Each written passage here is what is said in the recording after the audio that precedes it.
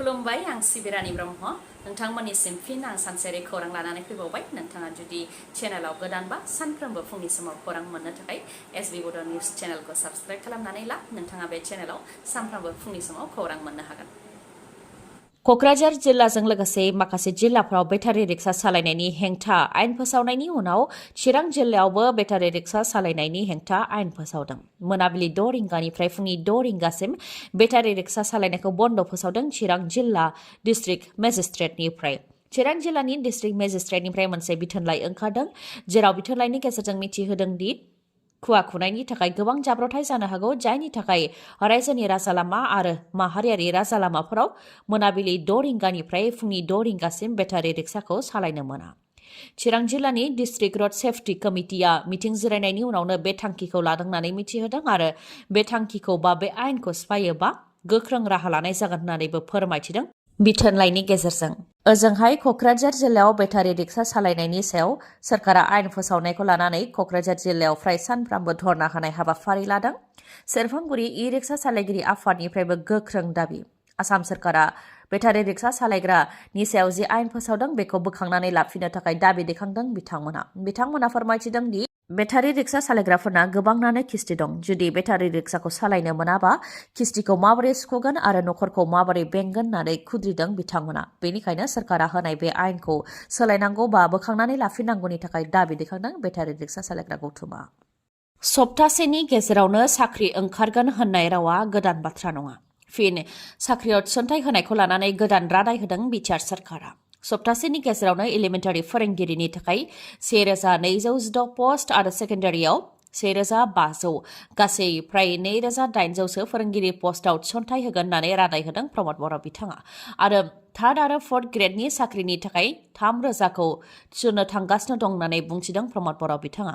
नाथाय गुबुन समफोराव होनाय रादायफोरा फेलें जानाय बायदि बे खेबावबो फेलेंसो जागोन नामा, बेखौ लानानै गोनो गोथो जादों लाइमोनफोरा। थारैनो प्रमद बर'नि रादाया बे खेबावबो फिथाइ थायो ना थाया बेखौ नुनो थाखाय 1 सप्ता समय जों नेनो नांगोन। फोरमायथिनो गोनांदि गसाइगाव महकुमानि 3 नं श्रीरामपुर बिटिसि ब्याबनि सिंनि हारापुटा नब्लाङाव इउपिपिएल दोलोआ जयनिं हाबाफारि लादोंमोन।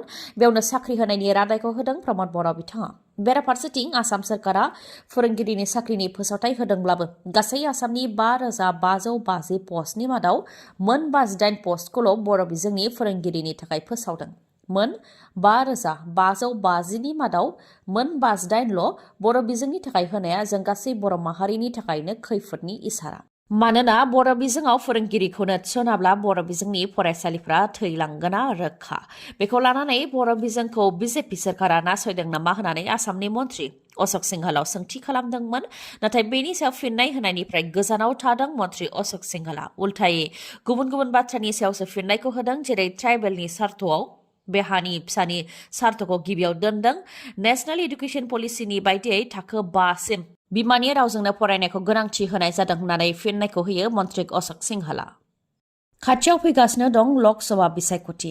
बर'फोरनि थाखाय क'क्राझार लकसभा आरो दरं उदालगुरि लकसभा बियाबाव देरहासारनाया जोबोद गोनां। नाथाय बिसायख'थिया खाथियाव सौफैदोंब्लाबो क'क्राझार लकसभा बियाबाव इउपिपिएल दोलोनिफ्राय बिजाथि गसंगोन ना बिजेपि दोलोनिफ्राय बिजाथिखौ फसंगोन, बेयो दिनैसिमबो रोखा जायाखै नामा?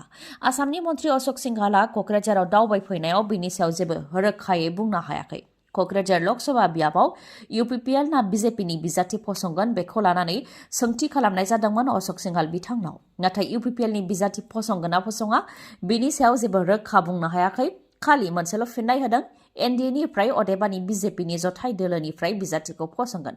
बिजाथिया इउपिपिएलनिबो जानो हागौ, बिजेपिनि जानो हागौ आरो एजेपिनिबो जानो हागौ होननानै फिननायखौ होदों बिथाङा।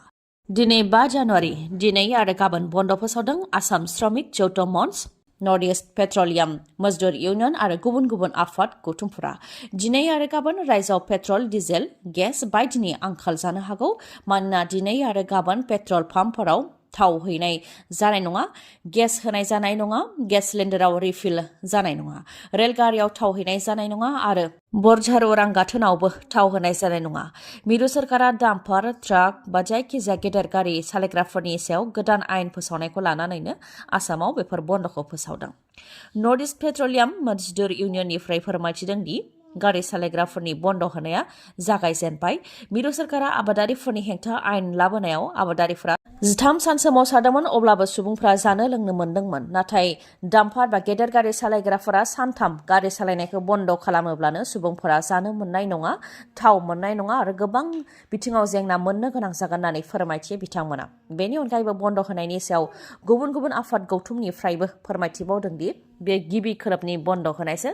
जेब्लासिम मिरु सोरखारनि बे गोदान आयेनखौ बोखांनानै लाफिना अब्लासिम बन्द होनाया जालांबाय थागोन होननानै फोरमायथिदों। लोगोसे फोरमायथिबावदों दि मिरु सोरखारनि आयेनखौ लागू खालामनाय नंला होननानै माखासेया गोरोन्थियै फोसावदों। नाथाय प्रेसिडेन्टआ सागान होखानाय आरो 25 डिसेम्बरावनो गेजेट नटिफिकेशन होखानाय, बेयाव सोरबा हम सेक्रेटारिया आयेनखौ लागू खालामनाय नंला होनबाबो जानाय नङा होननानै बुंथियो बिथांमोनहा। आरो मिरु सोरखारनि जि आयेन, बे आयेना दा फालांगियारि गारिफोरनि थाखायल'ब्लाबो उननि समाव गासैबो नों आंनि थाखायबो जागोन होननानै बुंथियो बिथांमोनहा। मख'नो गोनांदि मिरु सोरखारा हिट एन्ड राननि सायाव गोदान आयेन लाबोदों दि फालांगियारि गारि सालायग्राया जुदि लामायाव जाब्रबथाय खालामोब्ला खैफोदाव गोग्लैनाय सुबुंखौ गिबियावनो देहा फाहामसालि फारसे लानानै थांग्रोनो नांगोन। नाथाय देहा फाहामसालि फारसे लानानै थाङालासे जाथायथिलिनिफ्राय खारखुमानानै पुलिस थानायावल' रिपर्ट होयोब्ला 10 बोसोर जोबथेसालियाव थानायनि साजाजों लोगोसे 10 लाख रांसिम जुरिमानाबो होनांनो हागौ। मिरु सोरखारनि बे आयेनखौ गनायनो गोब्राब मोनदों गारि सालायग्राफोरा। मानोना जाब्रबथाय जानायनि उनाव रागा जोंनाय रायजो राजानि आखायाव गोग्लैयोब्ला जिउबो थांनो हागौखौ जिंगासिदों आरो पुलिस थानायाव रिपर्ट हैनायनि उनाव 10 बोसोर जेल जायोब्ला नखरखौ सोर नायगोन, बेखौ लानानैबो सोंथि खालामदों गारि सालायग्राफोरा। खेबनै बम बेरनायजों गासै 100नि गोबां सुबुंनि जिउ खहा। सुइसाइड बम्बारनि बम बेरहोनायजों गासै 103 सुबुङा थैनो गोनां जादों। इरानाव जादों बे बम बेरनाय जाथाया।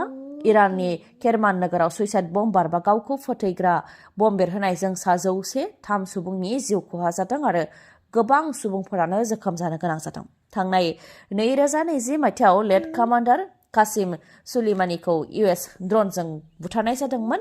बेनिनो थैनाय सान फालिदोंमोन, जेराव गोबां सुबुंफोरा थुबुर जादोंमोन। बेयावनो सुइसाइड बम्बारा खेबनै बम बेरहोदों, जायजों 103 सुबुंनि जिउ खहा जादों आरो गोबां सुबुङानो जोखोम जानो गोनां जादों। बे सुइसाइड बम बेरहोनाय जाथायखौ ISIS उदखारि हानजाया गावसोर खालामदों होननानै सिमान लादों। रायजोआव जागायबाय गुणोत्सव।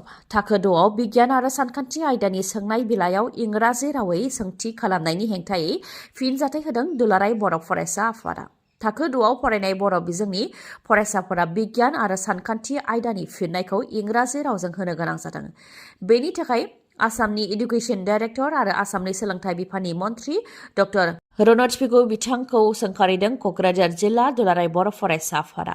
थाखो 2आव बिगियान आरो सानखान्थि आयदाखौ इंराजि रावजों फोरोंथाय होआलासे बर' रावजोंनो फोरोंथाय होनो थाखाय आसामनि गिबि मन्थ्रि डक्टर हेमन्त बिश्व शर्मा आरो सोलोंथाइ बिफाननि मन्थ्रि डक्टर रनज पेगु बिथांमोनजों गोबां खेब सावरायदोंमोन आरो बिथांमोनहाबो खोथा होदोंमोन। नाथाय बिथांमोनहा खोथा होनायखौ लाखियाखै होननानै फोरमायथिदों दुलाराय बर' फरायसा आफादनिफ्राय, जायनि थाखाय बिथांमोनखौ सोंखारियो होननानैबो फोरमायथियो बिथांमोनहा। गलाघाटनि देरगावनि बालिजानि माहारियारि राजा लामायाव ट्राक आरो बासनि गेजेराव गिख्रंथाव लामानि जाब्रबथाय जानानै खेबसेयैनो 12 सुबुंनि जिउ खहा जानायखौ गोरलैयै लानो हायाखै रायजो राजाफ्रा। जाब्रबथाय जानाय जाथायनि सायाव गोबाङानो गोबां खोथा बुंथिदों। खायफा बास सालायग्रानि गोरोन्थिनि थाखाय बे जाब्रबथाया जानो मोन्दों होननानै बुंथियो, खायफाया ट्राक सालायग्रानि गोरोन्थिनि थाखाय बे जाब्रबथाया जादों होननानै बुंथियो आरो खायफाया NHIDCL कम्पानिनि सायाव आसि थुदों। बासाव गाखोनाय हिन्जावसाया गथ' जाय जाथायनिफ्राय रैखा मोननो हादों। बिथाङा फोरमायथिनाय बायदिब्ला बास सालायग्राया जौ लोंनायमोन। बासखौ सालायजेननायाव लासैयैनो सालायदोंमोन, नाथाय माहारियारि राजा लामा मोननाय लोगो लोगो जोबोद गोख्रैथिजों सालायदों। हिन्जावसानि अनगायैबो गुबुन आइजोआबो फोरमायथिदों दि बास सालायग्रा मृदुल बराया गोबां जौ लोङो। बेनि अनगायैबो गारि गेदेर सालायनायनि बांद्राय एक्सपिरियेन्स गैया। फिसा गारि जेरै मेजिक बायदिखौसो सालायोमोन होननानै फोरमायथिदों आइजोआ। ओजोंहाय ट्राक सालायग्राया आयेन बेरेखायै गोथां खैला लानानै फैदोंमोन आरो पुलिसनि नोजोरनिफ्राय खारखुमानो थाखाय गोख्रैथिजों ट्राकखौ सालायबोदोंमोन, जायनि थाखाय जाब्रबथाय जानानै बेलथाय फैदों होननानै फोरमायथिदों। फारसेथिं NHIDCL कम्पानिया माहारियारि राजा लामायाव खामानि मावबाय थानायनि थाखायनो गोबां लामानि जाब्रबथायफ्रा जानो मोनगासिनो दं होननानै फोरमायथिदों। मानोना NHIDCL कम्पानिया लामानि खामानि मावबाय थानायनि थाखाय दसे समनि थाखायनो लामानि दिगखौ सोलाय सोल' खालामबाय थायो, जायनि थाखाय बेफोर जाब्रबथाया जानो मोन्दों होननानै अजद होदों रायजो राजाफ्रा। गोदान बोसोरनि गोदान हामलायनायजों लोगोसे बङाइगावनि आइ हस्पिटाला नोंथांमोननि थाखाय गोजोनथाव रादाब लानानै फैदों। नोंथांनाव जुदि मेगननि जेंना नुजाथिदोंब्ला बङाइगावनि आइ हस्पिटालाव बेसेन नाङालासे मेगन आनजाद नायनो हांख्रायहरदों।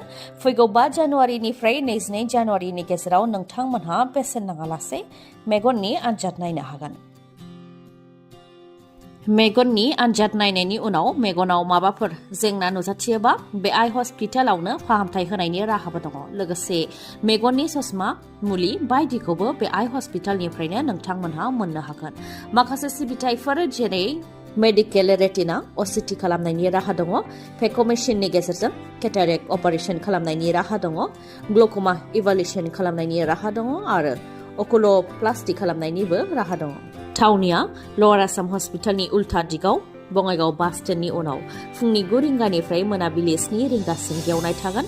नाथाय रबिबाराव फुंनि 9 रिंगानिफ्राय सानजौफुनि 1 रिंगासिमल' गेवनाय थागोन।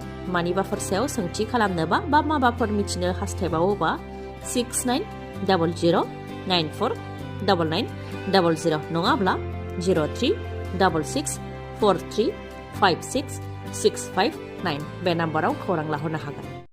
खौरांखौ जोबजासे नायनायनि थाखाय गोजोन्थों। नोंथाङा जुदि खौरांखौ मोजां मोनदोंबा अन्नानै लाइक, कमेन्ट आरो शेयार खालामनो दाबाव। गोजोन्थों।